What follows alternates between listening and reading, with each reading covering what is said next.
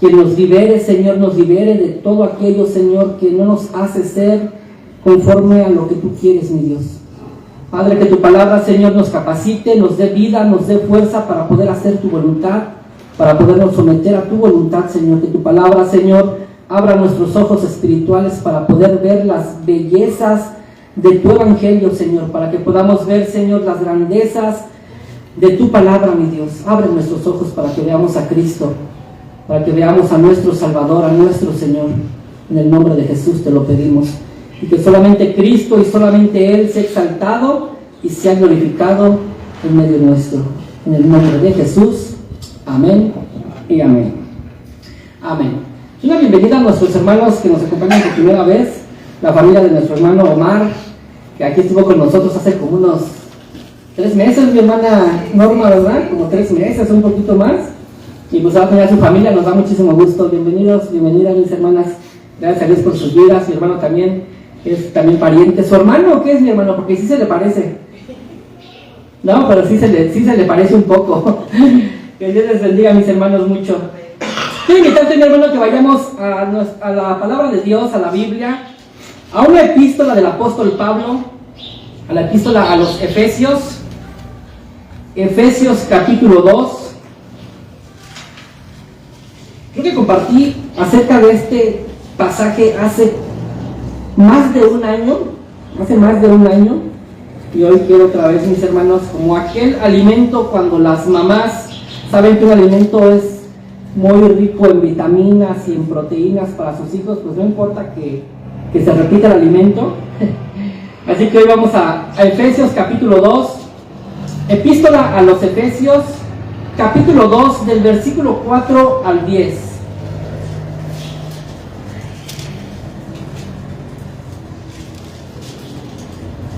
La epístola del apóstol Pablo a los Efesios en su capítulo 2. Vamos a leer del versículo 4 al versículo 10. ¿Todos lo tienen, mis hermanos? Para que lo tengan, pueden darme un amén para... Amén. Vamos a leerlo igual alternadamente. Yo leo el versículo 4, ustedes el 5 y así nos unimos todos en el 10. La palabra de Dios dice así: en el nombre del Padre y del Hijo y del Espíritu Santo. Pero Dios, que es rico en misericordia, por su gran amor con que nos amó, ¿ustedes, mis hermanos? Aún estando nosotros muertos en pecados, nos dio vida juntamente con Cristo, y por gracia sois salvos. Y juntamente con Él nos resucitó, y asimismo nos hizo sentar en los lugares celestiales con Cristo, para mostrar a los siglos venideros las abundantes riquezas de su gracia y voluntad, para con nosotros en Cristo Jesús. Porque por gracia sois salvos por medio de la fe, y esto no de vosotros, pues es don de Dios. No por obras, para que nadie se gloríe. Todos juntos, porque somos hechura suya, creados en Cristo Jesús para buenas obras, las cuales Dios preparó de antemano para que anduviésemos de ellas. Amén. En cierta ocasión, C. Lewis, yo creo que tú lo has de ubicar. C. Lewis, quien fue un ateo y quien se convirtió al evangelio, al cristianismo. C. Lewis, el famoso creador de las Crónicas de Narnia, que por ahí están sus películas para los que no les gusta leer, pues están las películas.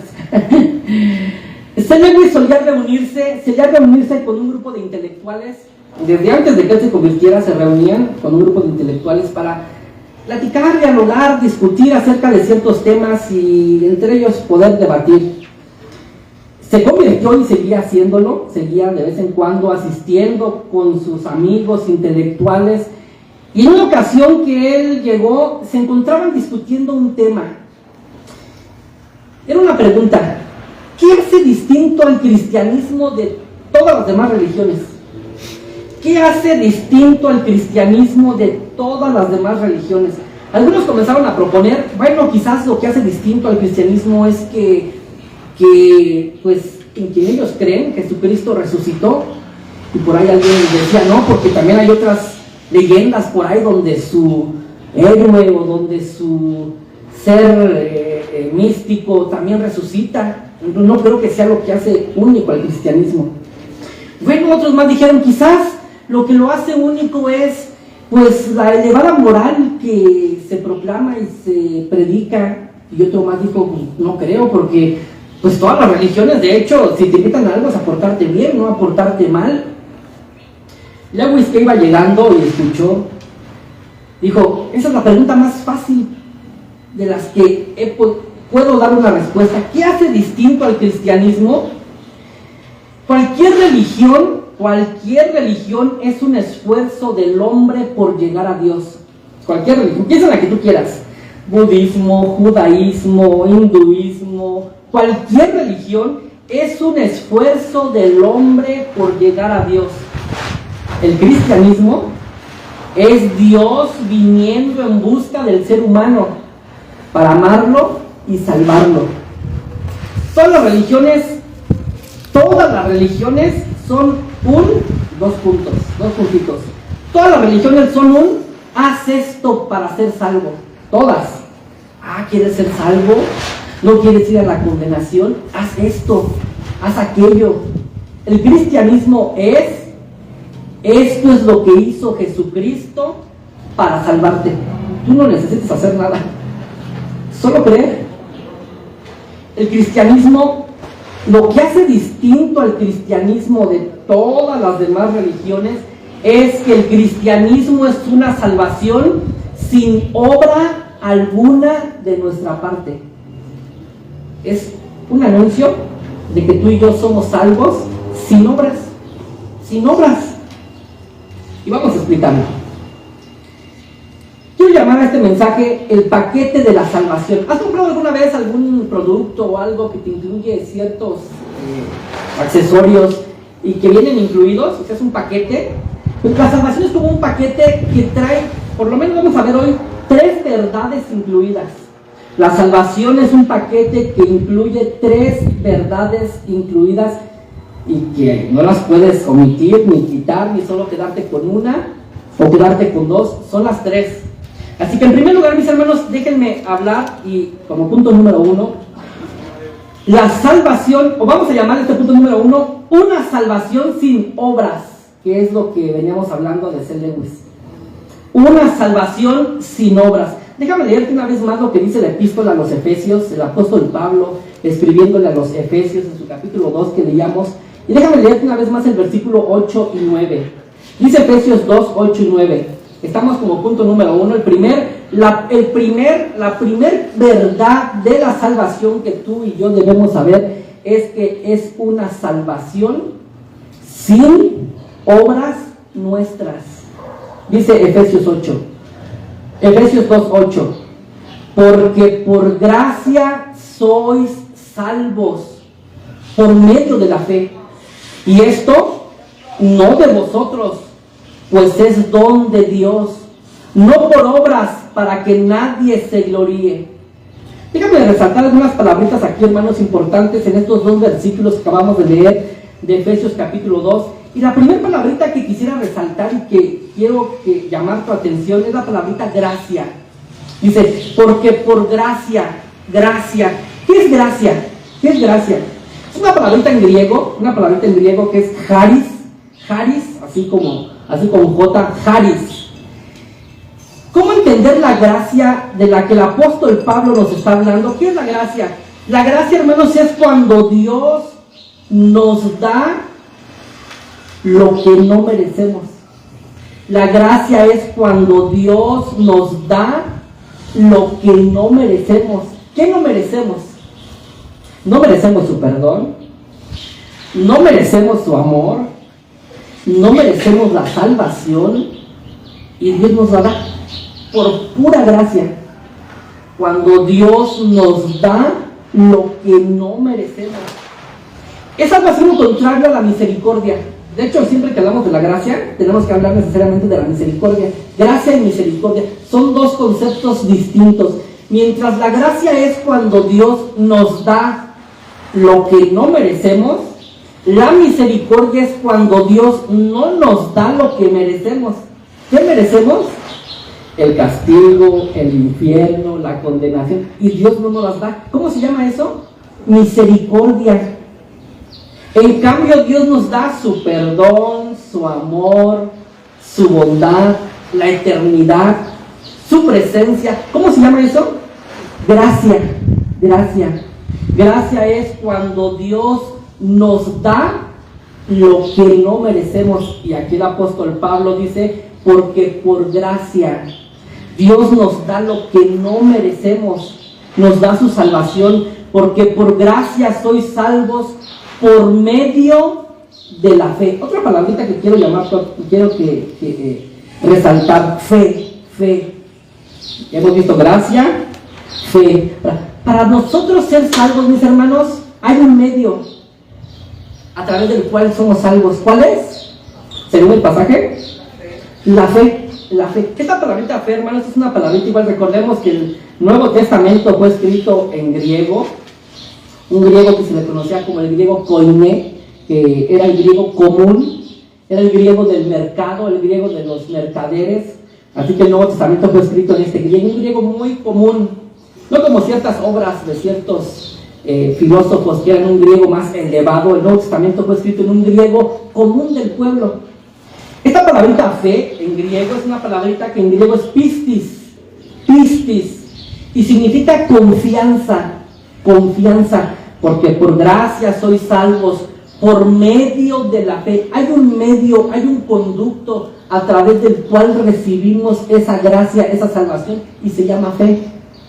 Y alguien puede decir, entonces ya no es la salvación sin obras, porque yo tengo que poner algo, tengo que poner la fe. Pero notemos cómo el apóstol Pablo, mis hermanos, nos cierra la boca para que antes de que digamos, si yo pongo fe estoy haciendo algo. Dice el apóstol Pablo, porque por gracia sois salvos por medio de la fe. ¿Y esto? ¿Cuál es esto? La fe no es de vosotros. O sea, la fe no es algo que surja de tu corazón por naturaleza, mi hermano. La fe y la confianza en Dios no es algo que por naturaleza se nos dé. No confiamos en nosotros mismos, confiamos en los demás, pero en Dios no. En Dios no confiamos. Pero la fe es un regalo que Dios también nos da. Porque por gracia sois salvos por medio de la fe. Y esto, la fe, no es de vosotros. No te apuntes, no levantes la mano diciendo, ya puse algo, Señor, creí en ti. No. Si estás creyendo en Dios es porque eso te lo regaló. Es un regalo que te ha dado Dios, la fe. ¿Qué te hace mejor que los que no creen en Dios? ¿Acaso hay algo que te hace mejor de los que no creen en Dios? ¿Acaso puedes presumir y decir, yo soy mejor que mi vecino porque yo sí creo en Dios y él no? Incrédulo. Pero no éramos iguales tú y yo, pero Dios nos regaló fe por pura gracia. Depositó fe en nuestros corazones y de repente, como el hijo pródigo en la parábola, recuerdas que dice que de repente dice que volvió en sí y dijo, ¿qué hago aquí? Despertó. Así de repente nosotros, mis hermanos, volvimos en sí, despertamos y dijimos, yo creo en Dios, no sé en qué momento comencé a creer en Él, pero yo creo en Él, yo confío en Él. Es un regalo que Dios nos da, la fe. Por tanto, mis hermanos, la salvación no es por nuestras obras. Y por eso el apóstol Pablo termina diciendo, no por obras para que nadie se gloríe.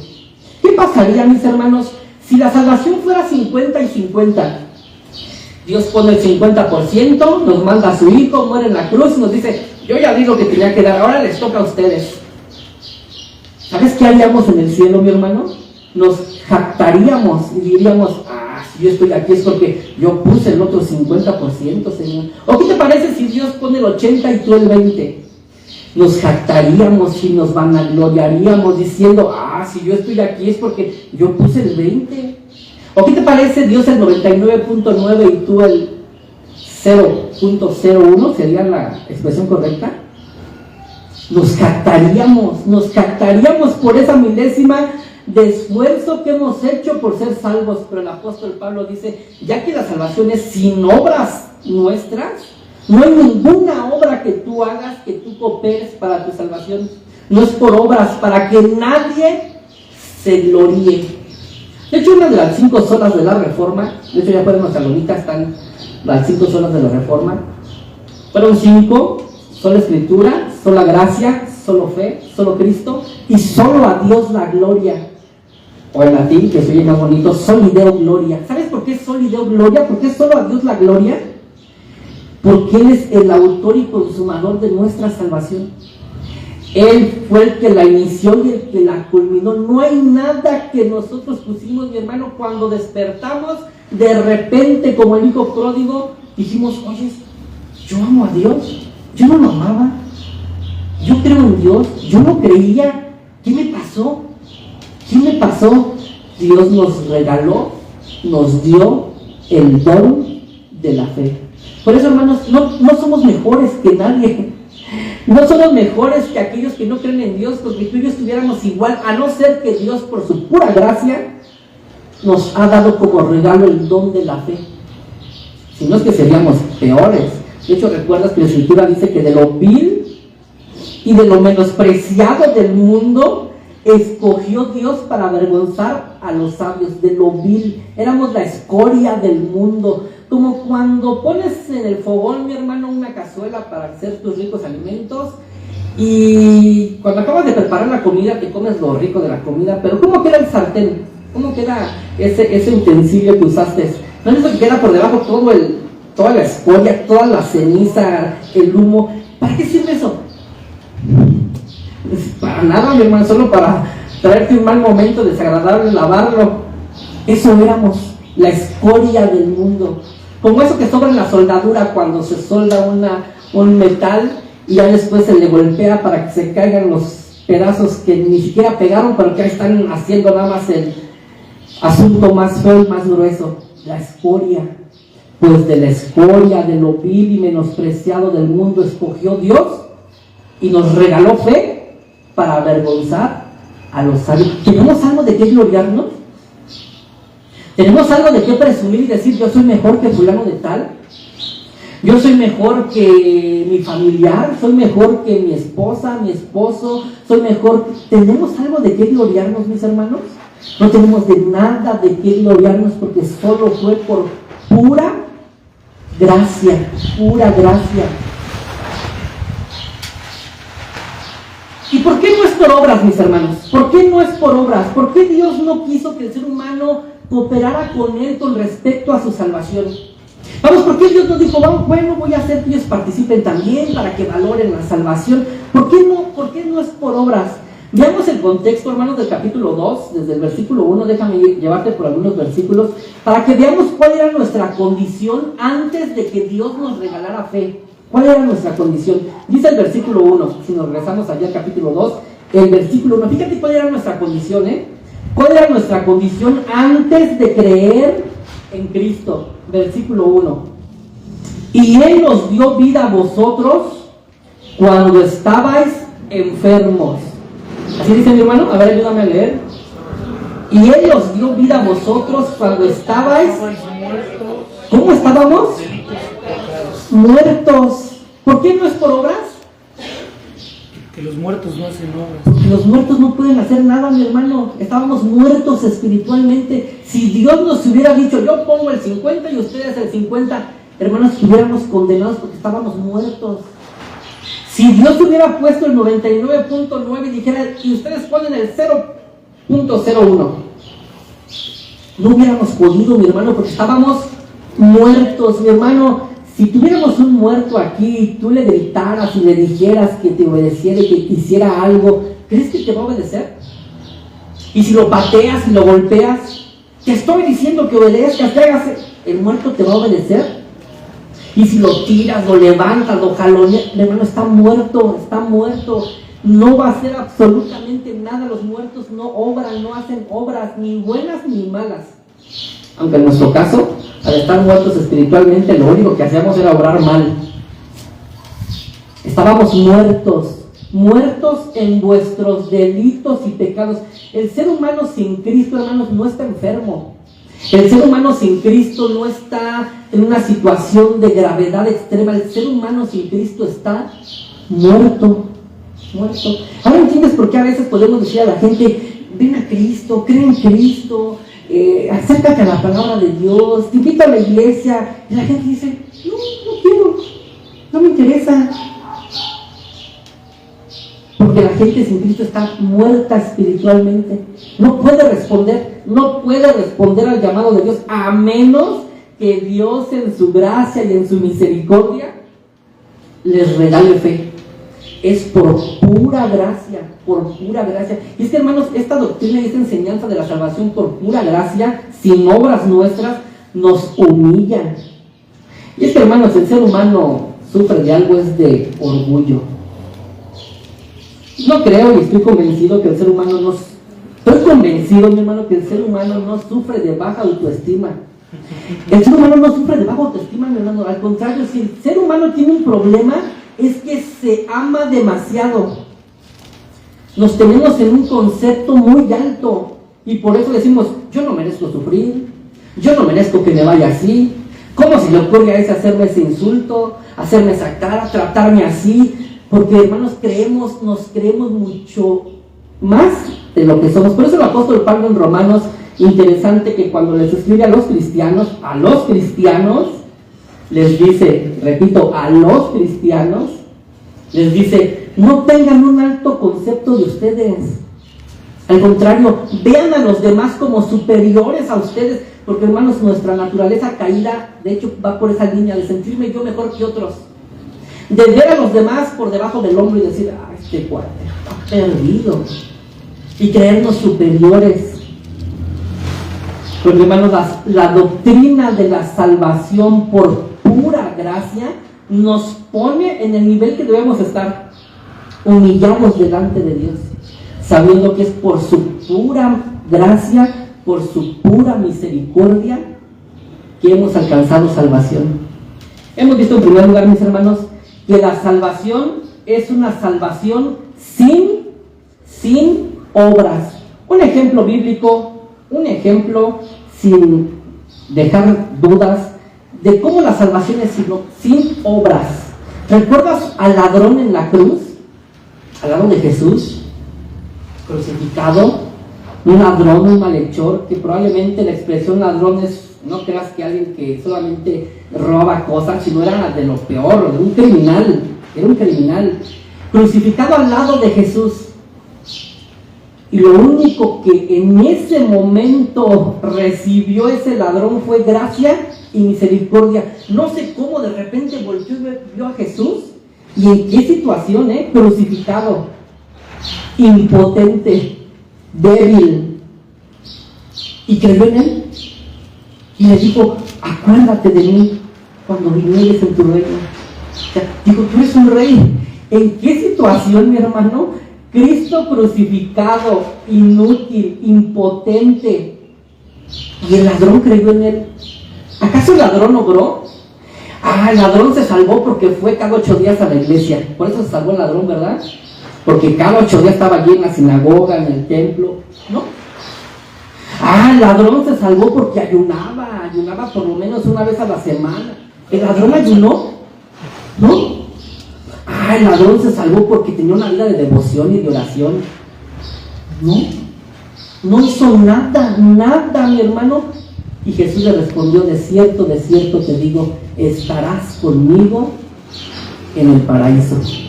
Creyó, se le dio el don de la fe y creyó. No hacía el otro que insultaba a Jesús y le decía: eres un mentiroso, bájate de la cruz y sálvanos también a nosotros, a ver si de verdad eres quien dice ser.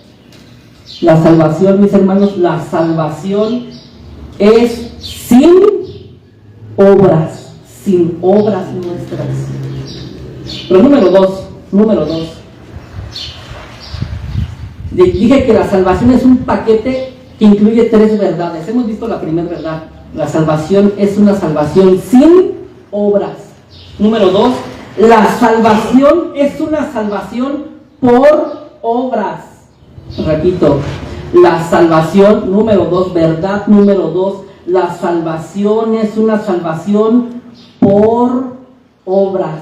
Ay, hermano, ya se contradijo, ¿no? Que sin obras. No, mi hermano, no estoy hablando de tus obras ni de las mías. La salvación es por obras. O sea, no nos confundamos, ¿eh? La salvación sí es por obras, mi hermano. Pero no por las tuyas, ni por las mías. Son por las obras de Cristo. Por las obras de Cristo. No por las mías, no por las tuyas, por las obras de Cristo. De hecho, hermano, déjame leerte el versículo 6 y 7.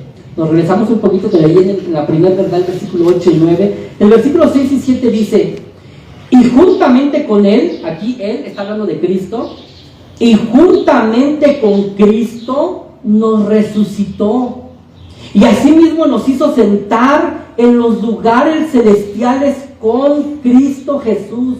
Versículo 7: para mostrar en los siglos venideros las abundantes riquezas de su gracia en su bondad para con nosotros en Cristo Jesús. Repito la palabrita: las abundantes riquezas de su gracia. Y leamos el versículo 4, solamente la primera parte, después de la coma. Bueno, dice: pero Dios, y a continuación dice, que es rico en misericordia. El versículo 4 y el versículo 7 me dicen que Dios es rico en misericordia y que Dios tiene abundantes riquezas. Dios es un Dios rico, pero no te imagines que Dios es un Dios rico en ese dinero con el que nosotros a veces hasta el ser humano mata al prójimo para tener ese tipo de metal. No es de ese dinero del que Dios es rico. ¿Sabes en qué Dios es rico?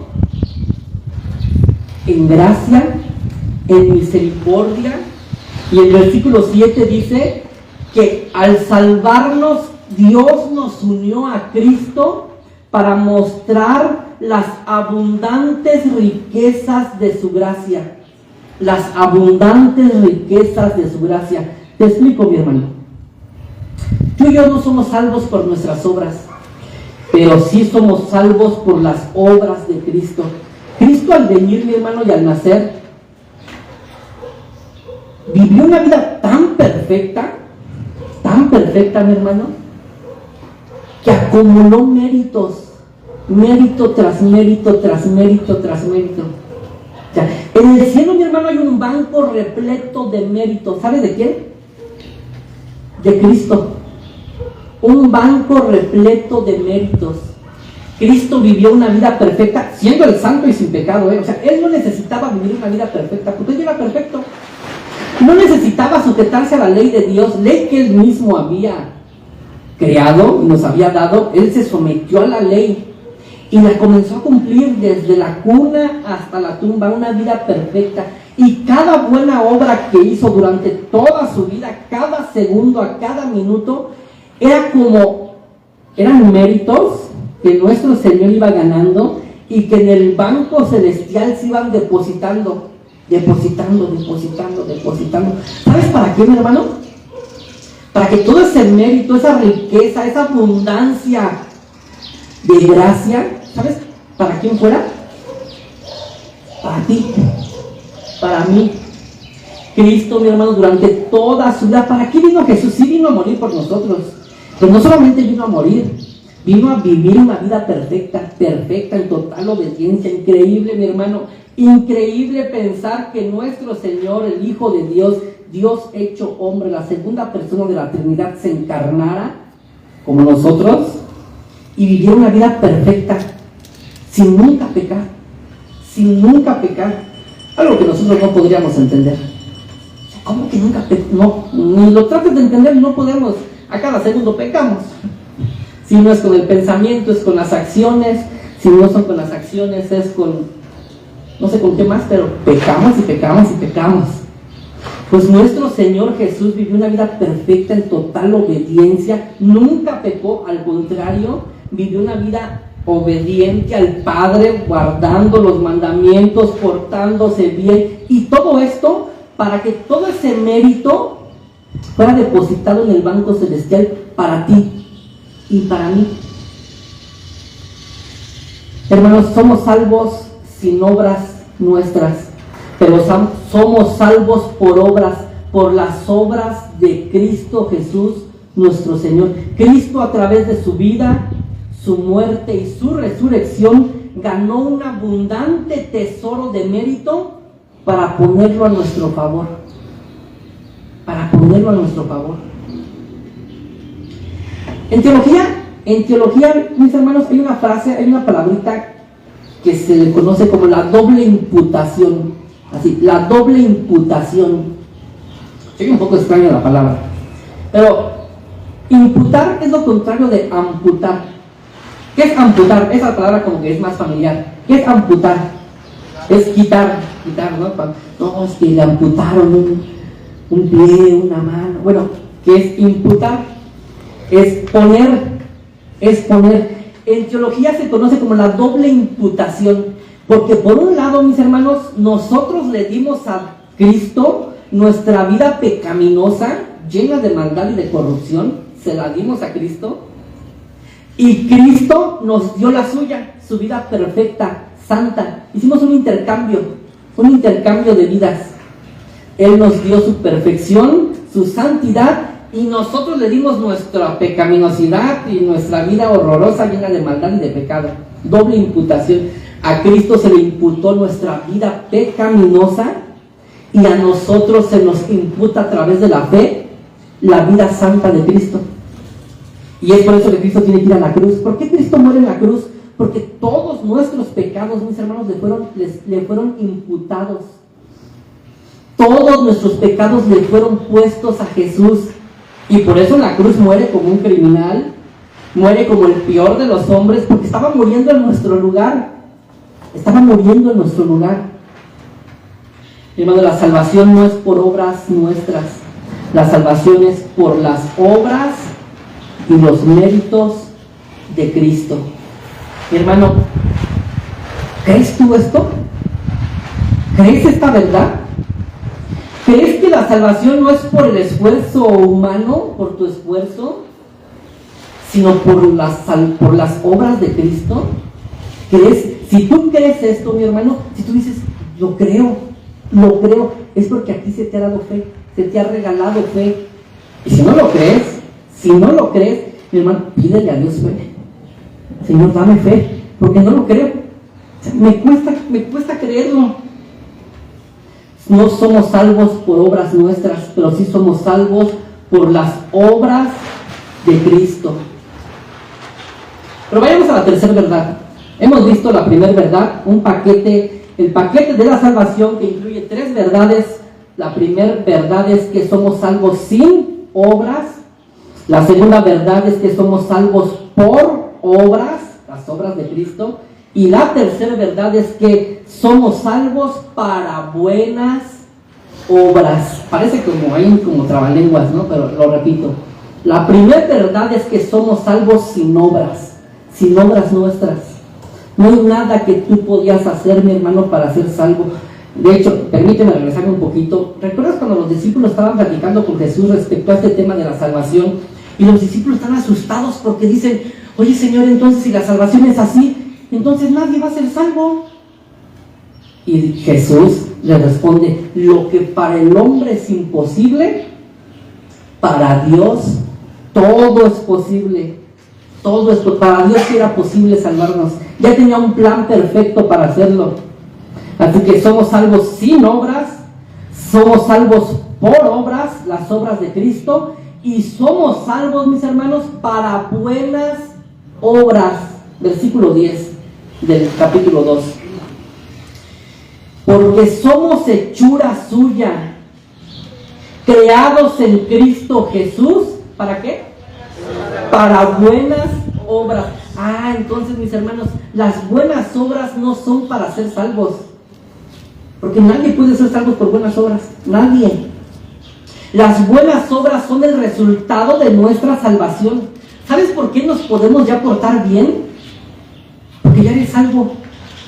O sea, las buenas obras son el resultado de tu salvación, no lo que hace que seas salvo. Las buenas obras son el resultado, es la evidencia de que eres salvo.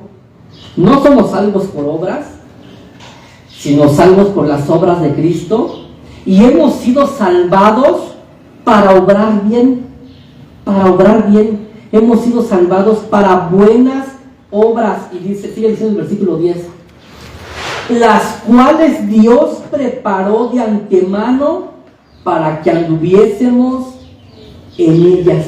Es decir, mis hermanos, que dentro de ese paquete de la salvación, hemos sido salvos para buenas obras, pero ni siquiera esas buenas obras es algo tuyo. O sea, Dios te las puso, ahí están, te vas a portar bien, vas a hacer esta bondad, vas a hacer esta buena obra, y Él te impulsa, te capacita, te da vida, te da fuerza, te da el poder para poderlo hacer. Por eso al final nuestro Señor les decía a sus discípulos, cuando hagan lo que tienen que hacer, cuando hagan buenas obras, al final digan, ¿recuerdan? ¿Qué les dijo el Señor? Siervos inútiles somos. Porque ni siquiera en tus obras, mi hermano, Dios te las dio. ¿Por qué obraste bien? Porque Dios te capacitó para que así obraras. ¿Ves, hermano, cómo de principio a fin en la salvación no hay ningún mérito nuestro? Ningún mérito nuestro. No hay por qué sentirnos orgullosos y vanagloriosos diciendo, ay, yo sí soy mejor que fulano de tal, porque yo sí me porto bien. No, mi hermano, incluso tu comportamiento es una obra de Cristo en ti. Es Cristo en ti. Hay un pensamiento por ahí que dice, cuando veas algo bueno en mí, recuerda, no soy yo, es Él, es Cristo. Y cuando veas algo malo en mí, ese sí soy yo. Ese sí soy yo. Hemos sido salvos, mis hermanos, para buenas obras. Todas las bondades, las buenas obras que podemos hacer es algo para lo cual Dios nos capacita, Dios nos da vida, Dios nos inyecta la vida de Cristo, nos hace una cirugía. Por eso la palabra de Dios, la Biblia dice que es como una espada que traspasa hasta el corazón, hace Dios una cirugía, quita nuestro corazón pecaminoso que solo piensa en maldad y nos pone la vida de Cristo. Y entonces podemos obrar bien, podemos vivir de acuerdo a la voluntad de Dios. Somos la obra maestra. Déjame leerte Efesios, este pasaje del versículo 10, leértelo en una traducción moderna, es la traducción, la nueva traducción viviente. Dice, el versículo 10, te lo leo la 60 y después te lo leo la traducción viviente. Dice la 60, que es la que tenemos la mayoría. Porque somos hechura suya, creados en Cristo Jesús para buenas obras, las cuales Dios preparó de antemano para que anduviésemos en ellas. Dice la traducción viviente este mismo versículo. Pues somos la obra maestra de Dios. ¿Quiénes? Los que hemos nacido de nuevo, los que creemos en Cristo. Somos la obra maestra de Dios. Él nos creó de nuevo en Cristo Jesús, a fin de que hagamos las cosas buenas que preparó para nosotros tiempo atrás. Vuelvo a leer. Pues somos la obra maestra de Dios. Él nos creó de nuevo en Cristo Jesús, a fin de que hagamos las cosas buenas que preparó para nosotros tiempo atrás. Tiempo atrás. Hermano, hemos sido creados por Dios para obrar bien. No es cierto que si somos salvos, mi hermano, entonces como ya soy salvo, ¿no? Uno de los ataques a veces doctrinales entre diferentes grupos denominacionales cristianos, aquellos que creen que la salvación es sin obra alguna, y aquellos que creen que tú tienes que cooperar en algo, tienes que portarte bien para ser salvo, tienes que aportar a esa salvación. Y algunos dicen, es que si fuera así, si fuera que somos salvos sin obras, oye, pues entonces es un permiso para portarte mal. Total, si soy salvo sin obras, pues hago y deshago, al fin y al cabo que no es por obras. Pero mi hermano, quien ha sido salvo no puede pensar así, porque ya tenemos la mente de Cristo. Dice la Biblia que una vez que hemos venido a Cristo y creído en Él, Dios nos da la mente de Cristo. Y la mente de Cristo cuando vivió, mi hermano, Él no pensaba en pecar. Él no quería pecar, aborrecía el pecado. Todo cristiano nacido de nuevo, que ha creído en Cristo, mi hermano, no quiere pecar. Que soy salvo y siempre salvo, entonces peco, hago y deshago, porque pues la salvación no es por obras. No, mi hermano, probablemente si tú piensas así no eres salvo. Dios nos salva para buenas obras.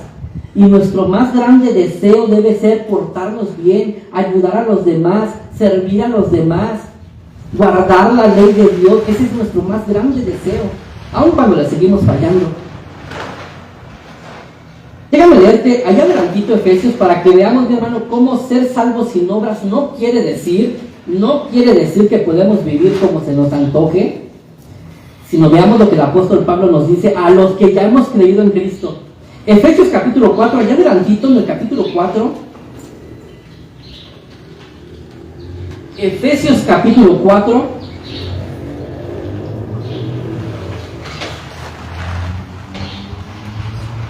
versículo 17.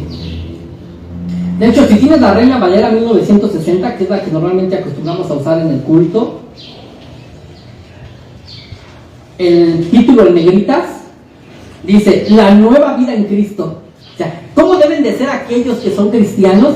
¿Cómo deben ser aquellos que creen en Cristo?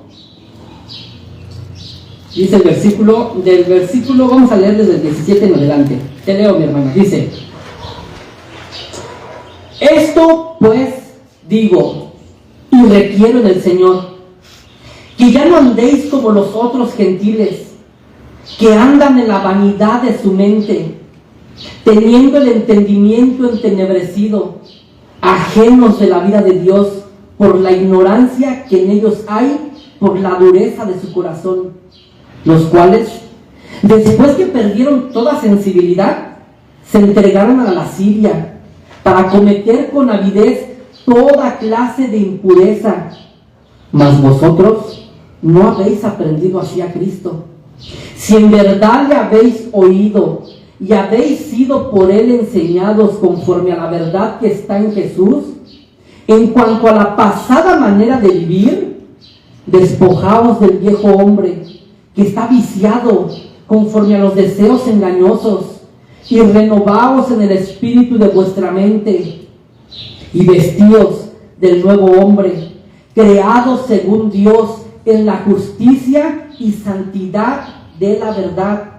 Por lo cual, desechando la mentira, hablad verdad cada uno con su prójimo, porque somos miembros los unos de los otros. Airaos, pero no pequéis. No se ponga el sol sobre vuestro enojo, ni deis lugar al diablo. El que hurtaba, no hurte más, sino trabaje, haciendo con sus manos lo que es bueno, para que tenga que compartir con el que padece necesidad. Ninguna palabra corrompida salga de vuestra boca, sino la que sea buena para la necesaria edificación, a fin de dar gracia a los oyentes. Y no contristéis al Espíritu Santo de Dios, con el cual fuisteis sellados para el día de la redención.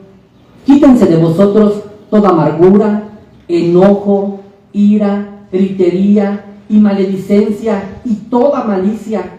Antes, sed benignos unos con otros, misericordiosos, perdonándoos unos a otros, como Dios también os perdonó a vosotros en Cristo Jesús. Y sigue el capítulo 5, Dice, sed pues imitadores de Dios, como hijos amados, y andad en amor, como también Cristo nos amó, y se entregó a sí mismo por nosotros, ofrenda y sacrificio a Dios en olor fragante.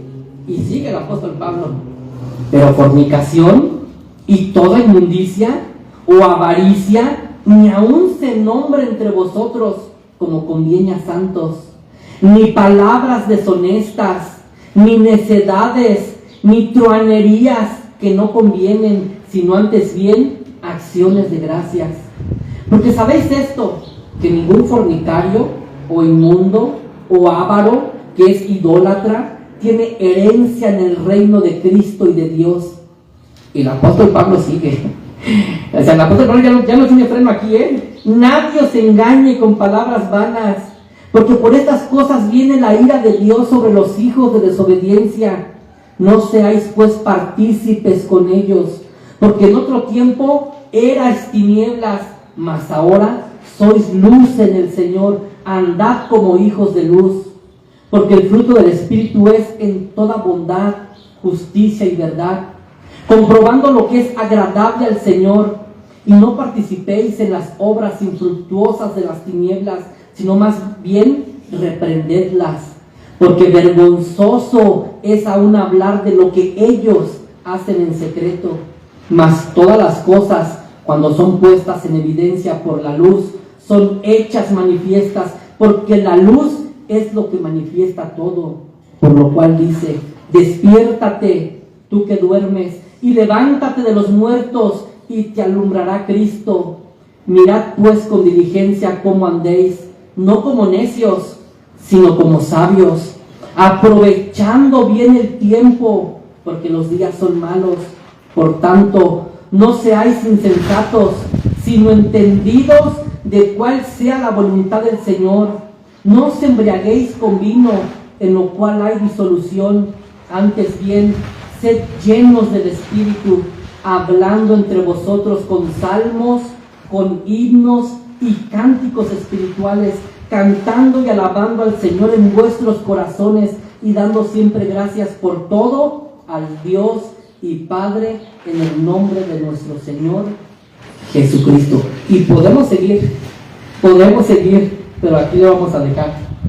A continuación, el apóstol Pablo habla de cómo debe ser la vida cristiana en el matrimonio, como esposo, como esposa, como hijos.